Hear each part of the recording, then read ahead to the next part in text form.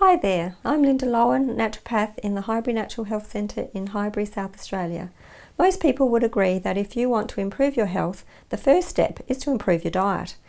It makes sense to remove processed foods from your diet that contain chemical additives and preservatives, but many people are not aware that some whole foods contain components we call anti-nutrients that make them difficult to digest and can cause your body considerable harm. In this video, I will discuss the anti-nutrients in nuts, seeds, grains, beans and lentils and show you how easy it is to neutralise them with some simple preparation you can do yourself at home. The three most common anti-nutrients are lectins, phytic acid, also called phytates, and enzyme inhibitors. Grains, beans and lentils contain all three. Nuts and seeds contain less phytic acid and more enzyme inhibitors. Let's begin by looking more closely at lectins.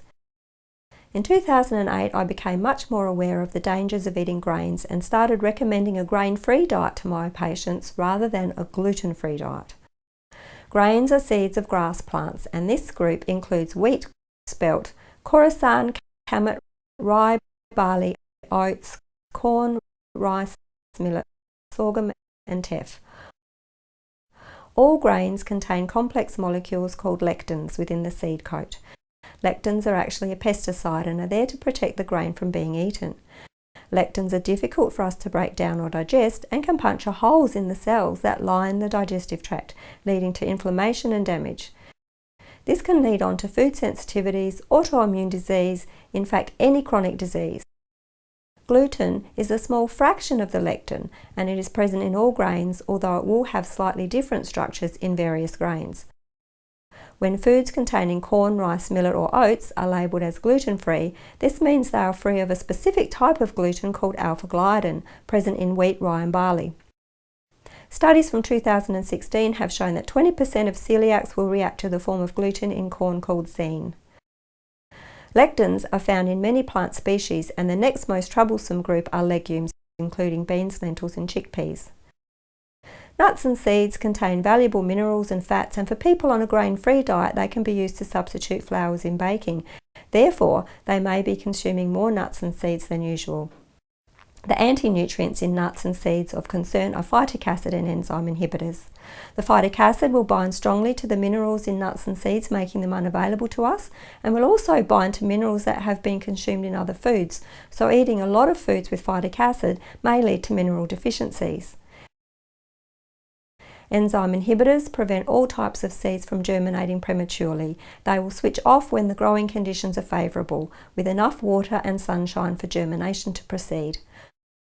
When we consume enzyme inhibitors, they can bind to our digestive enzymes, making them ineffective and reducing our ability to digest the food.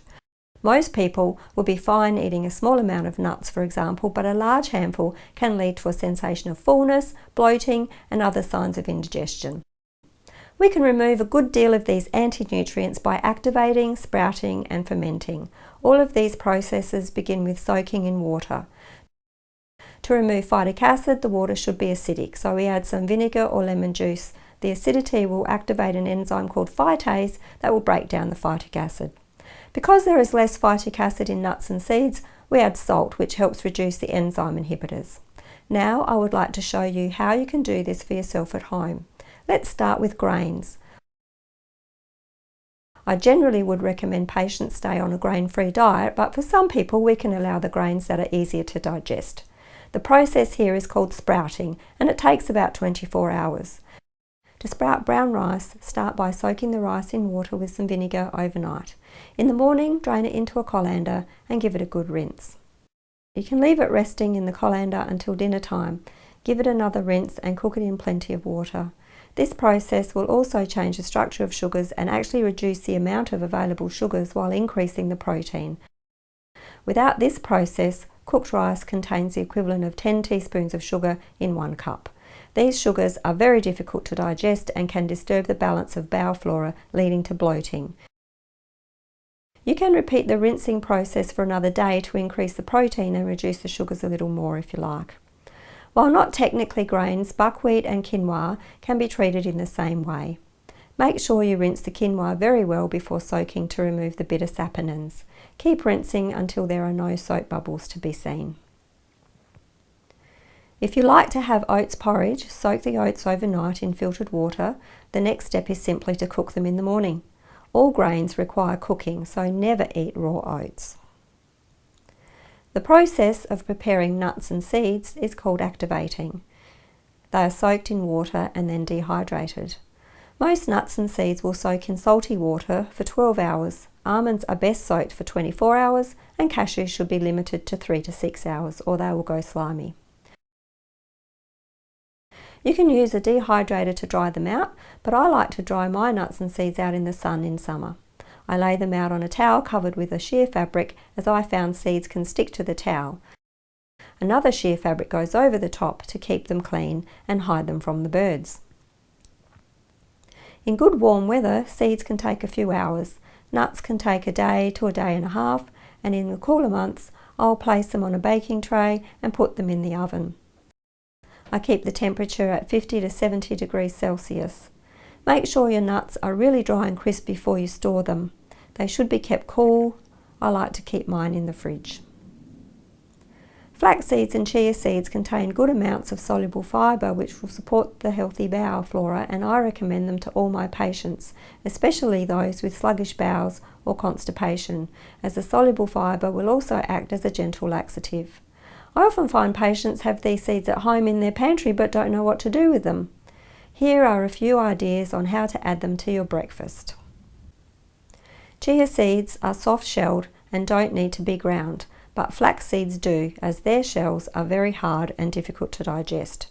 Chia seeds can hold 9 times their weight in water, so it's best to soak them in some water first to create a gel.